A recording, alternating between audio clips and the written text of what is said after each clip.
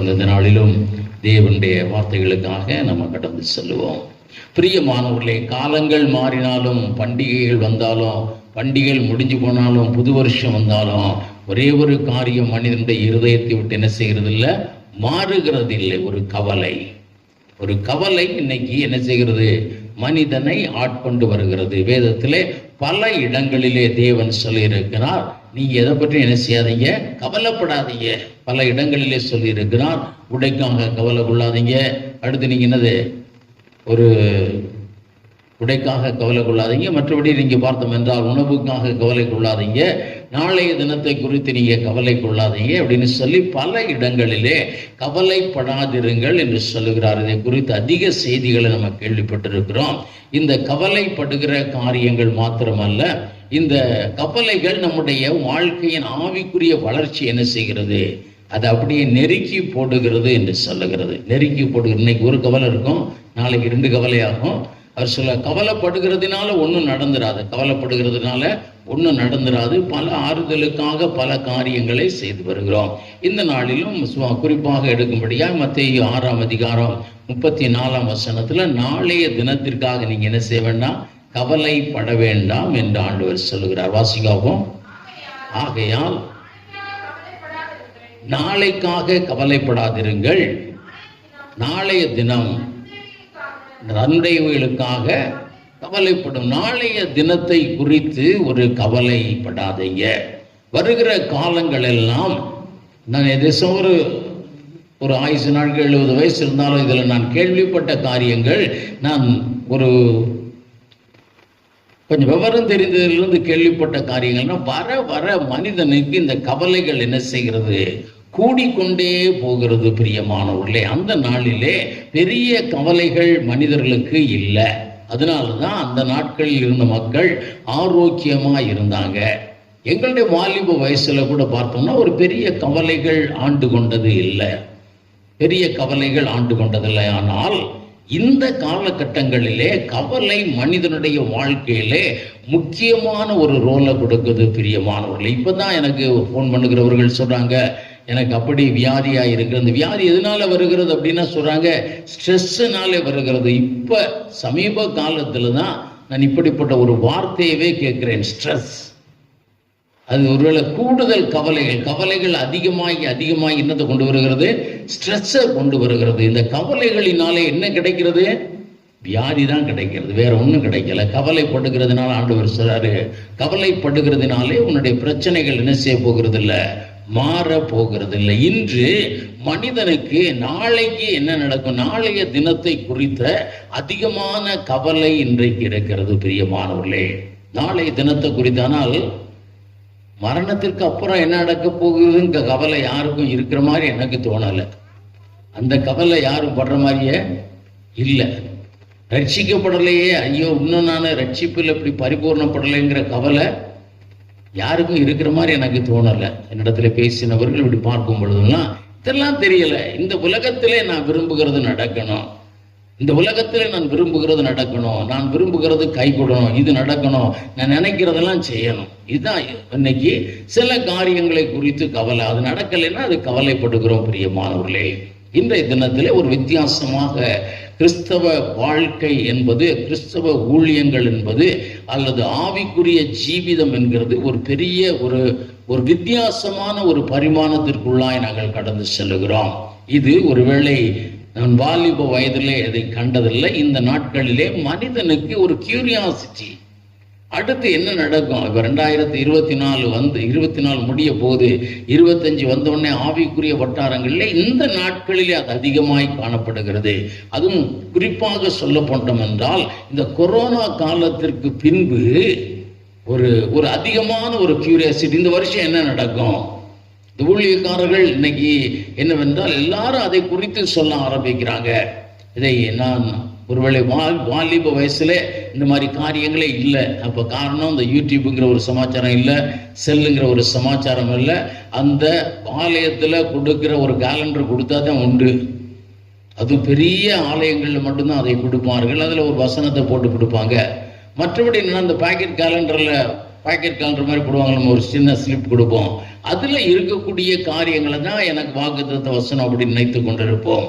ஆனால் அதற்கு பின்பு இவர் சகோதரர் டிஜிஎஸ் காலங்களில் தான் ஒரு பத்திரிகை வந்தது. அந்த பத்திரிகையிலே முதல் பக்கத்திலே ஒரு வசனத்தை போடுவார். அதை வாக்குத்தத்த வசனம்னு சொல்லி எல்லாருக்கும் அதை சொல்லுவார். நம்மளும் அதை கேட்டுக்கொள்ளுவோம். அதை தொடர்ந்து பலர் எழுந்தார்கள், பல புஸ்தகங்கள் வந்தாங்க. இன்றைக்கு பார்த்தோம் என்றால் விதவிதமான வாக்குத்தத்த வசனங்கள் வந்து கொண்டே இருக்கிறது. ஆவியானவர் ஒருவரே வேதம் சொல்லுகிறது. அப்ப ஆவியானவர் யாரு? ஒருவர். தேவன் யாரு? ஒருவர். அப்ப ஆண்டவர் ஆவியானவர் ஒரு வாக்குத்தத்தம் கொடுத்தா that should be same, அப்படித்தானே? அது ஒரே மாதிரி தான் இருக்கும். ஆனா அப்படி இல்லை.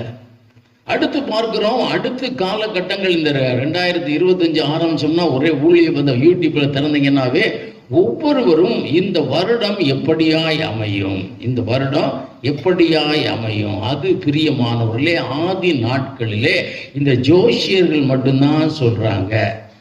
இன்னும் பேப்பர்ல பார்த்தோம்னா இந்த ராசிக்காரர்களுக்கு இந்த வருஷம் எப்படி இருக்கும் அப்படித்தான் பார்த்திருக்கிறேன். கிறிஸ்தவர்கள் யாரும் அந்த நாட்களிலே இதை குறித்து என்ன செய்யல, கவலைப்படலானால் இன்றைக்கு பார்க்கிறோம் விசுவாசிகள் கவலைப்படுறீங்களோ, நம்ம ஊழியக்காரன் ரொம்ப கவலைப்படுறான். அந்த வருஷம் என்னென்ன நடக்கும், ஆண்டவருடைய பாதத்தில் இந்த மாசம் இந்த வருஷம் என்னென்ன நடக்கும், எனக்கு என்ன நடக்கும்னு கேட்டாலும் பரவாயில்ல, அது ஒரு பெரிய பிரச்சனையே இல்லை. என் ஊழியத்தில் என்ன நடக்கும்னு கேட்டால் இட்ஸ் நாட் அ ப்ராப்ளம். எங்க சபையில நீங்க என்ன செய்ய போறீங்க, இட்ஸ் நாட் அ ப்ராப்ளம். இன்னைக்கு எல்லாருமே என்ன சொல்றாங்க, எதை நினைக்கிறாங்க, all wants to be global prophets. அதான் உலக தீர்க்கதரிசிகளாய் மாற ஒவ்வொரு ஊழியக்காரர்களும் இருக்கிறாங்க. சொல்லுகிற எல்லா வார்த்தையும் அமெரிக்கால இது நடக்க போகுது, ஐரோப்பால இது நடக்க போகுது, பிரான்ஸ்ல இது நடக்க போகுது, சுவிட்சர்லாந்துல நடக்க போகுது, ஆஸ்திரேலியால எப்படி நடக்க போகுது, இதான் வார்த்தை. ஆண்டவர் சொல்லுகிறார், நாளைய தினத்திற்காக கவலை கொள்ளாத. நாளைய தினத்துல என்ன நடக்கும் என்ன செய்யாத, கவலைப்படாத. ஆண்டவர் நமக்கு தெளிவாய் எழுதி வைத்திருக்கிறார். கர்த்தர் நல்லவர் என்பதை ருசித்து பாருங்கள். இயேசு நல்லவர், இன்னைக்கும் நல்லவர், நாளைக்கு நல்லவர். அவர் சொல்லி இருக்கிறார், நான் நேற்றும் இன்றும் என்றும் மாறாதவனாயிருக்கிறேன். இன்று உனக்கு நன்மைகள் செய்த தேவன் நாளைக்கு என்ன செய்வார், இன்னும் அதிக நன்மை செய்வார், இன்னும் அதிக நன்மை செய்வார். அவர் மாறாதவர். நீ நாளைக்காக என்ன செய்ய வேண்டாம், கவலைப்பட வேண்டாம். நாளைக்கு என்ன நடக்கும்னு கவலைப்பட வேண்டாம். நாளைய தினம் அதிசயமாய் இருக்கலாம், நாளைய தினம் அற்புதத்தின் நாளாய் இருக்கலாம். அதனால ஆண்டவர் சொல்றார், இதெல்லாம் போட்டு நீ உட்கார்ந்து என்ன செய்யாத. ஒருவேளை பெரிய பெரிய ஊழியக்காரர்கள் செய்யலாம், ஒரு இடத்துல ஆண்டவர் பேசலாம், உலகத்துல என்ன நடக்கும்னு சொல்லலாம். ஆனா எனக்கு என்னமோ தெரியல, நாளைக்காக கவலைப்பட வேண்டாம்னு சொல்லிட்டு ஆண்டவர் பாதத்தில் அடுத்த வருஷத்துக்காக நம்ம கவலைப்பட்டு தேவ சமூகத்தில் உட்கார்ந்துருப்போமா? இல்ல. நிறைய காரியங்களை நம்ம சிந்திக்கணும். ஆவிக்குரியவர்களாய் மாறணும்னு நினைக்கிறவங்க இதை பற்றி பேசக்கூடாது, அதை பற்றி பேசக்கூடாதுன்னா இந்த கள்ள உபதேசங்களை குறித்து யார் பேசுறது? தவறுதலான உபதேசம், நான் கள்ள உபதேசம் சொல்ல வரல, தவறுதலான காரியங்கள். நாளைய தினத்தை குறித்து, அடுத்த ஆண்டை குறித்து. நான் ஒருவேளை என்னுடைய பையனுக்கு ஒரு சின்ன வயசுல, அப்போ நான் ரட்சிக்கப்படுகிறதுக்கு முன்னாக என் பையன் பிறந்த போது நான் பேங்க்கில் இருந்தபடினால எல்லாரும் சேர்ந்து சொன்னாங்க, சார் இந்த இவர் நல்லா ஜாதகம் கணிப்பார்னு ஒரு ஆளை கூட்டிகிட்டு வந்தாங்க. ஆனால் என் பையனுக்கான ஒரு ஜாதக நோட்டை என்னிடத்துல கொடுத்தார். என்னிடத்துல கொடுத்தா என்ன ராசி என்ன இது எல்லாத்தையும் எழுதி கொடுத்துட்டு அதில் பலாபலன்கள் அப்படின்னு சொல்லி அவங்க ஒன்று எழுதுகிறாங்க ஜோசியர்கள். என்னன்னா, இவனுடைய எந்த வயசுல என்ன நடக்கும், இவன் எந்த வயசுல எப்படி இருப்பான், இந்த ராசிக்காரர்கள் எப்படி இருப்பாங்க. அப்போ அவர் சொன்ன பொழுது, ஒருவேளை நான் ஆலயத்திற்கு போய் வந்ததுனால அல்லது ஒரு கிறிஸ்தவனா இருந்தனால நான் அவரிடத்துல சொன்னேன், அந்த பலாபலன்கள்லாம் எங்களுக்கு வேண்டாங்க, அதெல்லாம் எனக்கு என்னது வேண்டாம், அது பாட்டுக்கு நடக்கும். அப்போ ரட்சிக்கப்படாத ஒரு காலங்கள், ஆண்டவரை பெரிதாய் அறியாத ஒரு காலங்கள். அப்பயே நான் சொன்ன ஒரு காரியம், எந்த காலத்துல என்ன நடக்கும்னு சொல்லி என்ன செய்ய வேண்டாம், நம்ம கவலைப்பட வேண்டாம், அதை உருவாக்கினவர் கவலைப்படுவார். அல்லேலூயா, அல்லேலூயா. தேவன் அதை குறித்து கவலைப்படுவார். நம்ம அதை குறித்து என்ன செய்ய வேண்டாம், நாளைக்கு என்ன நடக்கும்னு கவலைப்பட வேண்டாம் என்று அவரிடத்துல சொன்னேன். நான் ரட்சிக்கப்பட்ட உடனேயே ஆண்டவர் எனக்கு ஒரு நாள் ஜெபத்திலே காண்பித்த புஸ்தகம் அந்த புஸ்தகம் தான். அவர் எழுதி கொடுத்த ஜாதக புஸ்தகம் எங்கள் வீட்டில் இருந்தது. உடனே எடுத்து அதை நான் என்ன செய்தேன், கிழிச்சு போட்டேன். அதை எடுத்து என்ன செஞ்சேன், கிழிச்சு போட்டேன். அவ்வளோதான். நாளைய தினமல்ல, எதை குறித்தும் கவலை இல்லை, எல்லாம் கர்த்தர் பார்த்து கொள்ளுவார். எல்லாம் என்ன செய்வார், கர்த்தர் பார்த்து கொள்ளுவார். ஃபாதர் அழகா இந்த பாடல் எழுதியிருக்கிறார். நாளைய தினத்தை குறித்து என்ன செய்ய வேண்டாம், கவலைப்பட வேண்டாம், நாதன் இயேசு எல்லாம் பார்த்து கொள்ளுவார். அவர் இன்றைக்கு நல்லவராக இருக்கிறார், நாளைக்கும் நல்லவராக இருக்கிறார். 2024 நமக்கு நல்லவராக இருந்தார், 2025 வருஷத்திலும் நமக்கு நல்லவராக இருப்பார். அல்லேலூயா.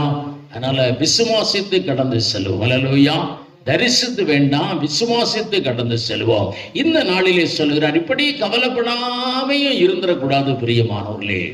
ஒரு பக்தர் இப்படியாய் ஒரு தன்னுடைய புஸ்தகத்திலே எழுதியிருந்தார், நான் வாசித்தேன்.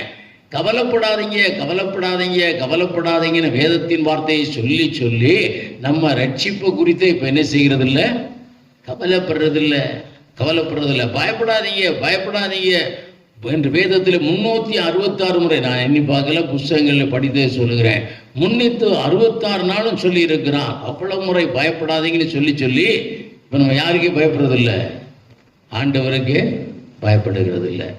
இன்னைக்கு அப்படித்தான் போய் கொண்டிருக்கு. ஆனால் கவலை என்று ஒன்று வேண்டும் என்று ஆண்டவர் சொல்கிறார். அதுதான் உயர்வுக்கு எப்படியா இருக்கிறது, ஒரு அஸ்திபாரமாய் இருக்கிறது பிரியமானவர்களே. உயர்வுக்கு எப்படியா இருக்கிறது, அஸ்திபாரமாய் இருக்கிறது. நாளைய தினத்தை குறித்து கவலைப்படாத, இன்னைக்கு தினத்தை குறித்து கவலைப்பாடு. அப்பொழுது உனக்கு ஆசீர்வாதம் உண்டாயிருக்கும். இன்னைக்கு தான் நம்முடைய நாள்.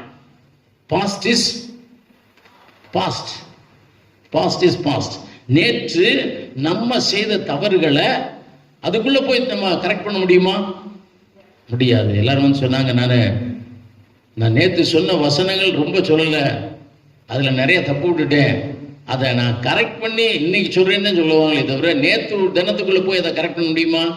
முடியாது. நாளை நம்முடைய நாள்ல இன்றைய தினத்திற்காக கவலை. ஒரு 2 காரியத்தை மட்டும் பார்த்து நம்ம திருவிருந்து ஆராதனைக்குள்ளே கடந்து செல்லுவோம். முதலாவது பார்க்கிறோம் பிரியமானவர்களே, வேதத்தில் பார்க்கிறோம், கர்த்தரை தேடுகிறவர்களுக்கோ ஒரு நன்மையும் குறைவுபடாது. அல்லேலூயா.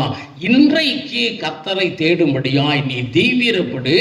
நாளை உனக்கு ஒரு உயர்வுகள், ஒரு அற்புதங்கள், ஒரு ஆசீர்வாதம் உண்டாகும் என்று வேதத்தில் நம்ம பல இடங்களிலே படிக்கிறோம். இன்றைக்கு நான் தேவனை தேடுகிறேனா, இன்றைக்கு நான் தேவனை தேடி நடக்கிறேனா, இந்த கவலை மட்டும் நமக்கு இருந்தா போதும், நாளைய தினம் ஆசீர்வாதமாய் இருக்கும். வேதம் சொல்லுகிறது. இதற்கு இந்த நாளிலே ஒரு உதாரணமாய் நம்ம எடுப்போம் என்றால் சவுலின் காரியங்களை நம்ம எடுக்கலாம். 1 சாமுவேல் புஸ்தகம் 9ஆம் அதிகாரத்தை நீங்க எடுத்து வைத்துக் கொள்வீர்கள் என்றால் அதில் 6ஆம் வசனம் 7ஆம் வசனத்தில் சொல்லுகிறது, ஒரு கழுதையை தேடி காணாமல் போன கழுதையை தேடி என்ன செய்யறாங்க, நடந்து போய் கொண்டிருக்கிறாங்க சவுலும் அவனுடைய வேலைக்காரரும்.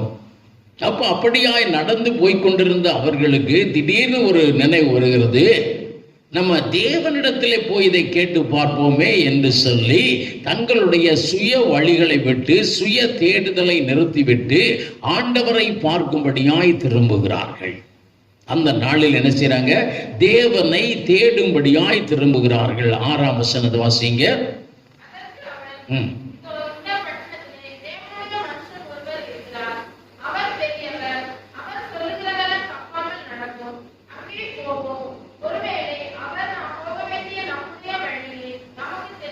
இங்கே பார்க்கிறோம், நம்ம எந்த வழியாய் போகணும்னு சொல்லி தேவன் நமக்கு தெரிவிப்பார். அப்படியான ஒரு மனிதனை நம்ம தேடி போவோம். இன்று பார்க்கலாம், ஒருவேளை தேவ மனிதர்கள் உங்களிடத்தில் ஆலோசனை சொல்லலாம், அல்லது நீங்கள் வைத்திருக்கிற வேதாகமத்திலிருந்து வாசிப்பீர்கள் என்றால் அதிலே ஒரு பாதை என்ன செய்யப்பட்டிருக்கும், காணப்பட்டிருக்கும். அதனாலே அடுத்த காலங்களிலே என்ன நடக்கும் என்பதை தேவனை தேடுகிறதின் மூலமா என்ன செய்யலாம், அறிந்து கொள்ளலாம். இங்கே வேதத்தில் நீங்கள் பார்த்தோம் என்றால் தானியேல் 9ஆம் அதிகாரத்தில் பார்க்கிறோம், அந்த வேதாகமத்தை எரேமியா தீர்க்கதரிசியை அந்த புஸ்தகத்தை வாசித்து 70 வருடம் கழித்து இந்த யூதாவின் சிறையிருப்பு மாறும் என்ற ஒரு கணக்கை பார்த்து அந்த கணக்கு சரிதானா தவறுதானா, பாதைகள் என்னன்னு பார்ப்பதற்காக தானியேல் என்ன செய்தார், தேவனை தேடினார். தேவனை தேடினார். நாளைய தினம் எப்படி இருக்கும், இந்த காரியம் கட்டப்படுமா, இந்த ஆசீர்வாதம் எனக்கு வருமானு கேட்கிறதற்கு அவர் என்ன செய்கிறார்? ஜெபத்தினாலும் உபவாசத்தினாலும் தேவனை தேட ஆரம்பிக்கிறார். இந்த நாளிலே நம்முடைய சுய பாதையை நம்ம விட்டு தள்ளி விட்டு என்ன செய்யணும்? இங்கே ஆண்டவரை தேடுவதற்கு நம்ம என்ன செய்யணும்? நம்மை திருப்ப வேண்டும். ஆண்டவரை தேடுகிறதற்கு திருப்ப வேண்டும். வசனம் நீதிமொழிகள் 3ஆம் அதிகாரம் நினைக்கிறேன் ஒரு வசனம் சொல்லப்பட்டிருக்கு. உன் சுய வழிகள் எல்லாம் என்னது? தள்ளிவிட்டு உன் வழிகளில் எல்லாம் கர்த்தரை நினைத்துக்கொள், அப்பொழுது அந்த காரியங்கள் என்ன செய்யப்படும்? செவ்வையாக்கப்படும். இன்றைய தினத்திலே தேவனை தேடும்படியாய் கடந்து செல். நாளைய தினம் உனக்கு அற்புதமாயிருக்கும். அவர்கள் தங்கள் சுயமாக்கிலே சவுல் நடந்து போயிருப்பார்னா இன்னும் நடந்து போய்கொண்டே இருந்திருக்கலாம். ஆனால் வாழ்க்கையிலே தேவனை, தேவ மனிதரை, தேவ வார்த்தைகளை, தேவ வழிகளை நாடி அவர்கள் என்ன செய்யறாங்க? திரும்புகிறார்கள். இன்றைய தினத்திலே திரும்புகிறார்கள். இன்னும் 12ஆம் வசனம் சொல்லுகிறது, அங்கே ஒரு மனிதர் வந்து சொல்லுகிறார், தீவிரமாய் போங்க. வாசிங்க 12ஆம் வசனம் 9-12.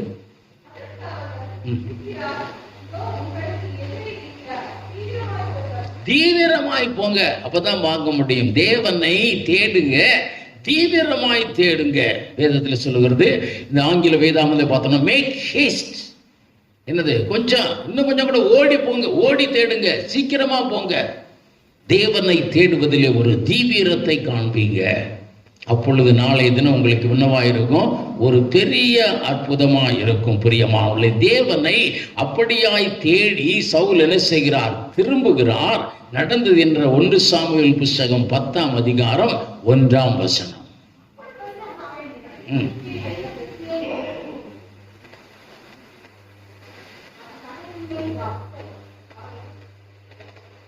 10 வாசிங்க. யாருமே வாசிக்காம இருக்கீங்க? அவன் தலையின் மேல் பார்த்து அவனை முத்தம் செய்து,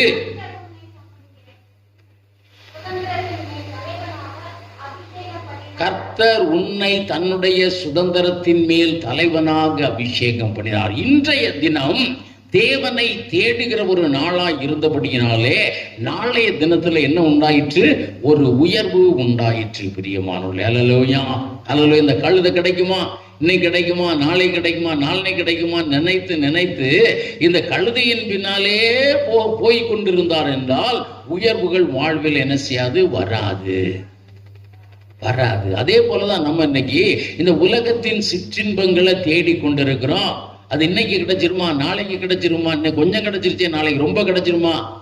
அப்படியே உலகத்தின் சிற்றின்பங்களை தேடி தேடி தேடி போய்கொண்டிருக்கிறோம்.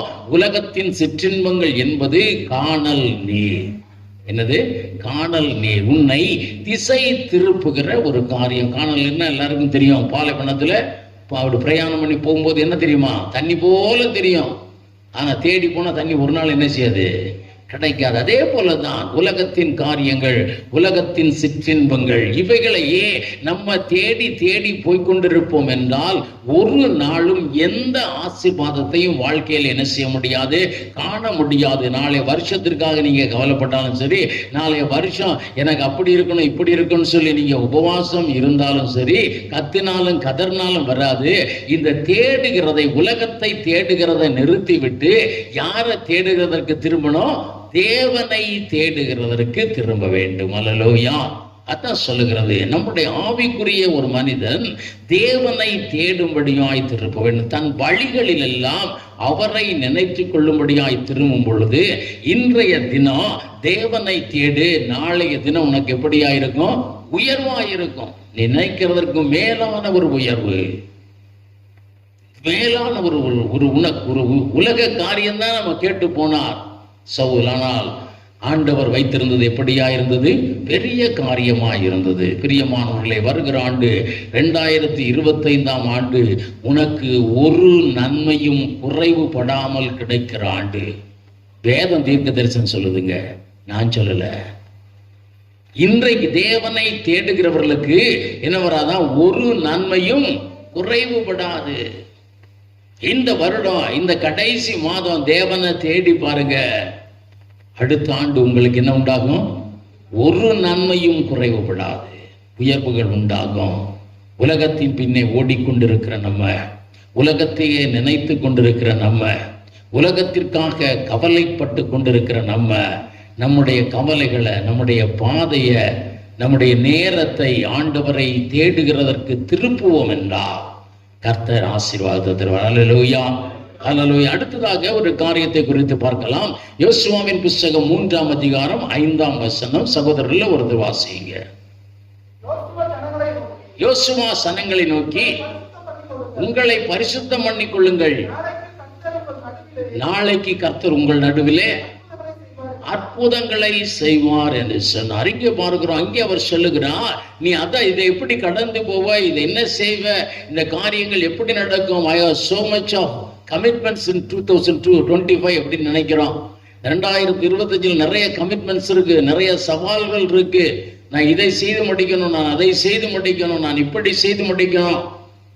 இதெல்லாம் எப்படி செய்து முடிக்க போறோம்? பிரியமானவர்களே, இந்த சவாலை குறித்து கவலைப்படாத, உன் தேவை குறித்து கவலைப்படாத, உனக்கு முன்பாய் பிரம்மாண்டமாய் நிற்கிற எரிகோவை குறித்து கவலைப்படாத, பிரவாகித்து ஓடி வருகிற யோர்தானை குறித்து கவலைப்படாத, பரிசுத்தத்திலே பூரணப்படும்படியாய் கடந்து கொள். இன்றைய தினத்திலே உன்னை பரிசுத்தப்படுத்திக் கொள். நாளைய தினத்திலே கர்த்தர் என்ன செய்வார்? அதிசயங்களை செய்வார், அதிசயங்களை செய்வார். நம்முடைய வாழ்க்கையில கொஞ்சம் கான்சென்ட்ரேட் பண்ணி பாருங்க. ஒவ்வொரு நாளும் இரவிலே கொஞ்சம் கான்சென்ட்ரேட் பண்ணுங்க. ஆண்டவரே, நான் இந்த நாளிலே உமக்கு பிரியமில்லாத காரியங்கள் எதையும் செய்திருக்கிறேன் நான் ஆராய்ந்து பாருங்க. அடுத்த நாள் காலையில சொல்லுங்க, ஆண்டவரே, உமக்கு பிரியமில்லாத காரியங்கள் என்ன செய்யக்கூடாது? செய்யக்கூடாது. அவரே பரிகாரியாயிருமா. நீ சவாலை போய் ஒன்றும் செய்ய போறதில்ல. சவால்களை முறித்து போட்டுக்கிற அவர் உனக்கு முன்பாக போவா. நீ பரிசுத்தப்படும்படியாய் அமர்ந்துரு. நீ பரிசுத்தத்தை வாஞ்சி, தேவன் விரும்புகிற பரிசுத்தம் என் வாழ்விலே வரணும். இன்னைக்கு அநேகர் சுத்தமா இருக்கிறோம். நிறைய பேருக்கு பாவம்னா என்னன்னு தெரியாம இருக்கு. ஒரே ஏதோ ஒன்று நினைச்சிட்டு அதுதான் பாவம்னு சொல்லிக்கிட்டு இருக்காங்க. ரொம்ப நேரம் பேசினா அதுவே என்னமா அது என்னது பாவம் சொல்லியிருக்கா? அதிகமான சொற்களினால் பாவம் இல்லாமல் போகாது. மணிக்கணக்கா உட்கார்ந்து பேசினாவே அதே பாவம். வீணான வார்த்தைகளை பேசினா பரலோகத்துல கணக்கு கொடுக்கணும். பரலோகத்துக்கு போறதுக்கு முன்னால கணக்கு கொடுக்கணும். நாம் பேசுகிற வீணான வார்த்தைகளை குறித்து என்ன செய்யணும்? கணக்கு ஒப்புவிக்கணும். அப்ப அதெல்லாம் என்னது? சத்தமா சேர்த்து, அதெல்லாம் என்னது? பாவம். தேவனுடைய காரியங்களிலே பாவம். இதெல்லாம் ஒரு தப்பா பிரதர்? இதெல்லாம் ஒரு தப்பா? ஒரு சின்ன காரியம் இதெல்லாம் தவறா? பிரியமானவர்களே, அதுதான் சின்ன அழுக்கு போய் தான் பைப்பை முழுவதுமா என்ன செஞ்சிடும்? அடைச்சு போயிடும். நான் சொன்னா, தலையிலிருந்து விழுகிற ஒரு முடி எவ்வளவு திக்னஸ் இருக்குங்க? தலையிலிருந்து விழுகிற முடி எவ்வளவு திக்னஸ் இருக்கும்? இது ஏதாவது செய்யுமா? எங்கள் வீட்டில் ஒரு நாள் பைப் அடைச்சிக்கிடுச்சு. வாஷ் பேஷன்லேருந்து போகிற பைப் அடைச்சிக்கிடுச்சு. ஒருவரை கூப்பிட்டு சுத்தம் பண்ணா அவர் சொல்கிறாரு, சின்னதாக விழுந்து இவ்வளவு முடி கொத்து அதை உள்ள போய் என்ன செஞ்சிருச்சு? அடைச்சிருச்சு. பேசுவாங்க, சின்ன ஒரு முடிய அளவு பாவம் நம்முடைய வாழ்வின் ஆசீர்வாதங்கள் வராதபடிக்கு என்ன செய்யும்? அடைத்து போடும். அதனால ஒவ்வொரு நாளும் தேவன் விரும்புகிற பரிசுத்தம் நம் வாழ்விலே நிறைவேறணும். அதுக்கு ஒரு அளவு இருக்குங்க. எந்த அளவு? இருதயத்தில் சுத்தமுள்ளவர்கள் பாக்கியவான்கள், அவர்கள் தேவனை தரிசிப்பாங்க. தேவனை தரிசிக்கும் அளவிற்கு பரிசுத்தம் நம் வாழ்விலே வேணும். தேவனை தரிசிக்கும் அளவிற்கு. இன்னொன்னு சொல்லுகிறது, பரிசுத்த ஆவியானவர் வந்து தங்குகிற ஆலயம் அல்லவோ நீங்கள்னு சொல்லப்பட்டிருக்கிறது. தேவன் வந்து தங்குகிற அளவிற்கு நம்ம இருதயம் சுத்தமுள்ளவர்களாக இருக்கணும். அதுதாங்க காரியம். அதை குறித்து மனிதனுடைய வாழ்வில் என்ன வரணும்? கவலை வரணும். இதுல நீங்க சரிப்பட்டு வாங்க, தேவன் உங்கள் பரிகாரியாய் இருப்பார். எந்த வியாதினாலும் மாறும். வேதம் அப்படித்தான் சொல்லுது. யாத்ராவும் 15ஆம் அதிகாரம் 26ஆம் வசனத்தில் அப்படித்தான் சொல்லுது. தேவனுடைய கற்பனைகளின்படி நடந்து அவர் பார்வைக்கு செவ்வையானவைகளை செய்தால் வியாதியே வராது. அப்படிதான் சொல்லுது. அவர் தான் பரிகாரி, வந்தாலும் மாற்றி போட்டுக்கிற பரிகாரி. எப்ப பரிசுத்தத்தை குறித்த பாரம் உனக்கு வரணும், பரிசுத்தத்தை குறித்து பாரம் வரணும். வேதத்துல யார் பரலோக ராஜ்யத்திற்கு போவான், யார் இங்க போவான்லாம் சொல்லலாம். ஆனால் ஒரு வார்த்தை சொல்லப்பட்டிருக்கிறது, யார் எரி நரகத்துக்கு போவான்? சகோதரனை மூடனேன்னு சொல்லுகிறவன் எரி நரகத்துக்கு ஷேர். ஒரே பாயிண்ட்ல எழுதிட்டாரு, ஒரு நியாய தீர்ப்பு முடிஞ்சு. அப்ப தேவன் பாவங்களை எப்படி பார்க்கிறான்னு நினைங்களேன். முட்டா பையல அப்படின்னு ஒருத்தனை சொல்லிட்டோம்னா என்னது, முடிஞ்சு சாப்டர் அப்படின்னு சொல்றாரு. அப்ப எந்த அளவிற்கு நம்ம பரிசுத்தமா இருக்க வேண்டும். நம்ம ஒரு முறையும் கம்யூன்ல சொல்றோம், என் வாயின் வார்த்தைகளும் என் இருதயத்தின் நினைவுகளும் உனக்கு எப்படியா இருக்கணும், பிரியமா இருக்கும். இன்றைய தினத்திலே ஐயோ என்னால் அப்படி இருக்க முடியலையே, ஆண்டவரே நீர் விரும்புகிற பரிசுத்தம் என் வாழ்விலே வரணும், நீர் விரும்புகிற ஒரு செவ்வையான வழியிலே நடக்கணும், உம்முடைய நினைவுகள் என் நினைவுகளாய் மாறணும், என் நினைவுகளிலே பரிசுத்தம் வரணும், என் பேச்சிலே பரிசுத்தம் வரணும், நான் ஒரு பரிசுத்தன் என்று மற்றவர்களாலே சாட்சி சொல்லும் அளவிற்கு நான் பரிசுத்தனாய் இருக்கணும், என் வாயின் வார்த்தைகள் உமக்கு பிரியமா இருக்கணும்னு சொல்லி இதை குறித்து இன்றைய தினத்திலே நீங்கள் கவலை கொள்ளுங்க. நாளைக்கு என்ன நடக்குமா? அற்புதம் நடக்கும். அல்லேலூயா. இந்த வருடத்திலே கவலைப்படுங்க, இந்த மாசத்திலே கவலைப்படுங்க, அடுத்த வருஷத்துல என்ன நடக்குமா? அற்புதங்கள் நடக்கும். வேதம் சொல்லுகிறது, இன்று உங்களை பரிசுத்தப்படுத்திக் கொள்ளுங்க, நாளை தினத்திலே கர்த்தர் உங்களுக்கு என்ன செய்வா? அதிசயத்தை செய்வா.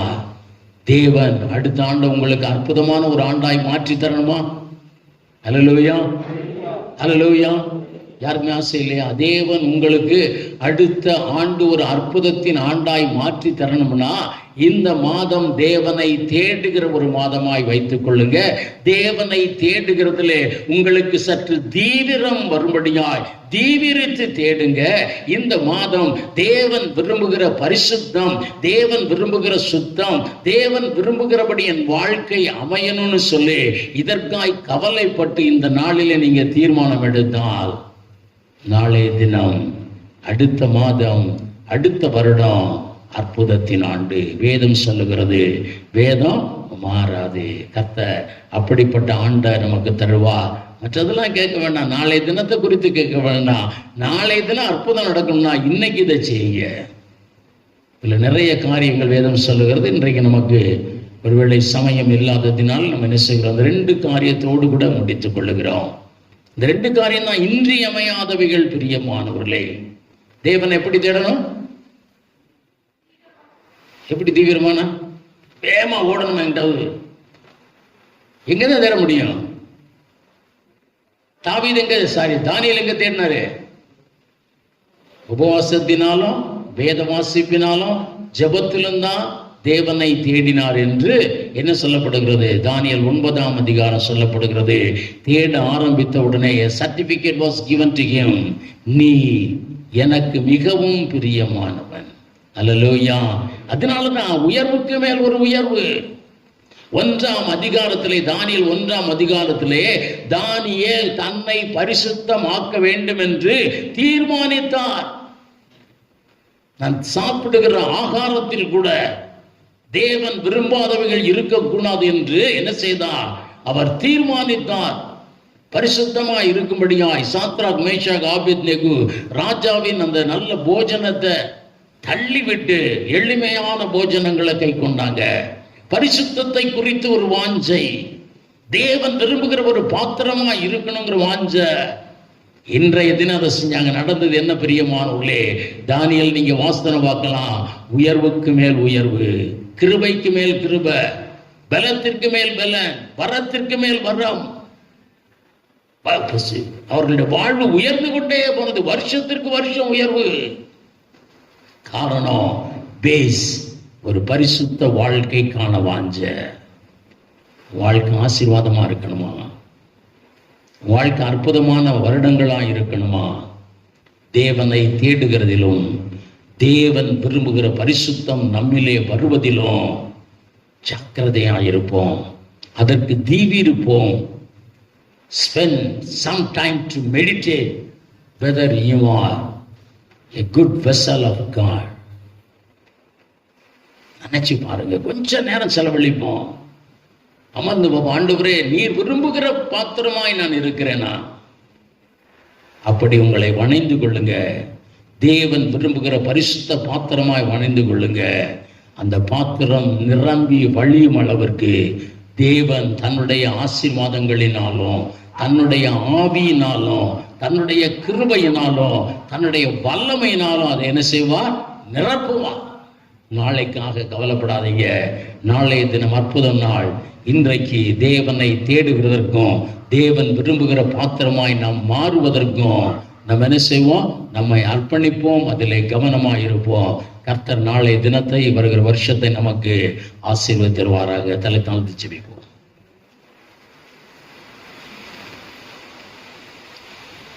நல்ல ஆண்டவரே, உமக்கு ஸ்தோத்திரம் அப்பா. ஆண்டவரே, திருத்தம் இந்த நாளிலே நாங்கள் உமக்கு உகந்த ஒரு பாத்திரமாக இருக்கிறோமான்னு நாங்கள் ஆராய்ந்து பார்த்தோம் என்றால், ஆண்டவரே, கவலைக்குள்ளானவர்களாக இருக்கிறோம் அப்பா. என் தேவன் விரும்புகிற ஆண்டவரே ஃபுல் பரிசுத்தம், ஒரு 100% பரிசுத்தம் எனக்குள்ளே வரலம்மா. என் தேவன் விரும்புகிற காரியம் வரல.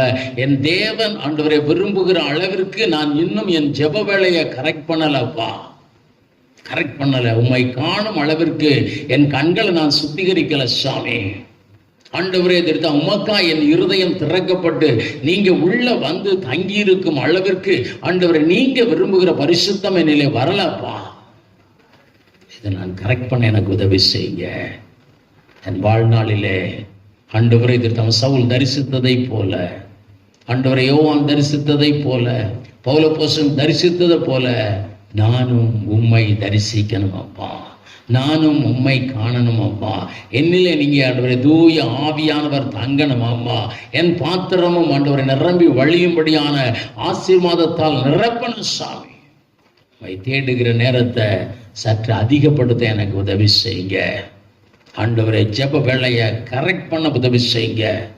அந்த வேலையில் எந்த டிஸ்டர்பன்ஸும் வராதபடிக்கு ஆண்டவரை அகற்றி போட்டு உமக்கு மட்டும்தான் அந்த வேலையை கொடுக்க எனக்கு உதவி செய்யுங்க ஆண்டவரை. நன்றி தகப்பனை, உமக்கு ஸ்தோத்திரம். நீரே அதிசயமானவர், அதிசயங்களை காண பண்ண போகிறவர். நீர் ஆண்டவரை உம்மை தேடுகிறவர்களுக்கும் பரிசுத்தமாய் வாழ்வதற்கு தங்களை அர்ப்பணித்தவர்களுக்கும் இந்த சாத்ராக், மேஷாக், ஆபேத்நேகோ, தானியேலுக்கு செய்த போல ஒவ்வொரு நாளும் உயர்வுகளால் நிரப்புங்க. ஒவ்வொரு நாளும் ஆசீர்வாதத்தை தாங்க. ஒவ்வொரு நாளும் புது கிருபையினால் தாங்க சாமி. ஆண்டவரே, இந்த மாதம் இதை குறித்து கவலைப்பட்டு சரியாய் ஆண்டவரை நாங்கள் செட் ஆகிற ஒரு மாதமாய் வைக்க எங்களுக்கு உதவி செய்யுங்க. வந்த ஒவ்வொருவரையும் பேர் பேராய் ஆசீர்வதிங்க. செட்டையின் மரங்களை மறைத்து நீங்க பாதுகாத்துக் கொள்ளுங்க. செட்டையின் மரங்களை மறைத்து ஆண்டவரை ஆரோக்கியத்தை தந்து வழி நடத்துங்க சாமி. இந்த கிளைமேட் பகலிலே வெயிலாகிலும் இரவிலே நிலவாகிலும் உங்களை சேதப்படுத்த சொன்னபடி ஆண்டவரே, இந்த கிளைமேட் எங்களை, எங்களுடைய பிள்ளைகளை யாரையும் சேதப்படுத்தாதபடி ஆண்டவரே உம்முடைய கூடார மறைவில் எங்களை மறைத்து ஆண்டவரை பாதுகாத்துக் கொள்ளுங்க. வியாதி பலவீனங்களை குடும்பத்தை விட்டு அப்புறப்படுத்துங்க. வியாதி பலவீனங்களை கொண்டு வந்து போராடுகிற பொல்லாத ஆவிகள், அந்தகார வல்லமைகளை ஆண்டவரை கர்த்தர் இயேசு பூரணமா எங்களை விட்டு அகற்றி போடுங்க. எங்களுடைய வீடு எப்பொழுது நீர் தங்குகிற ஒரு வீடாயிருக்க உதவி செய்யுங்க சாமி. எங்களுடைய ஜெப வேளையில் நாங்கள் சென்றாக்க எங்களுக்கு உதவி செய்யும். நீரே கூட இருந்து அந்த ஒவ்வொருவரையும் அப்படியே ஆசீர்வதிக்க போறதற்காய் ஸ்தோத்திரம் அப்பா. நன்றி தகப்பனே. இந்த 2 காரியத்திலும் நாங்கள் ஆண்டவரை ஒவ்வொரு நாளும் கவனமுள்ளவர்களாக இருக்க கர்த்தர் உதவி செய்ய சாமி. நீரே கூட இருந்து நடத்துங்க. உடைய திருக்கரத்தில் ஒப்புவிக்கிறோம். ஒவ்வொருவரையும் பேர் பேராய் ஆசீர்வதிங்க. குடும்பமாய் ஆசீர்வதிங்க. குடும்பத்திலே பிள்ளைகளின் சமாதானம் பெரிதாயிருக்க உதவி செய்யுங்க. குடும்பத்திலே ரட்சிப்பின் கம்பீர சத்தம் உண்டாக உதவி செய்யுங்க ஆண்டவரை. நன்றி சாமி. பிள்ளைகளுக்கு படிக்கத்தக்க ஞானம், கிருபை, ஆரோக்கியம், பாதுகாப்பு இவைகளை தந்து வழி நடத்துங்க சாமி.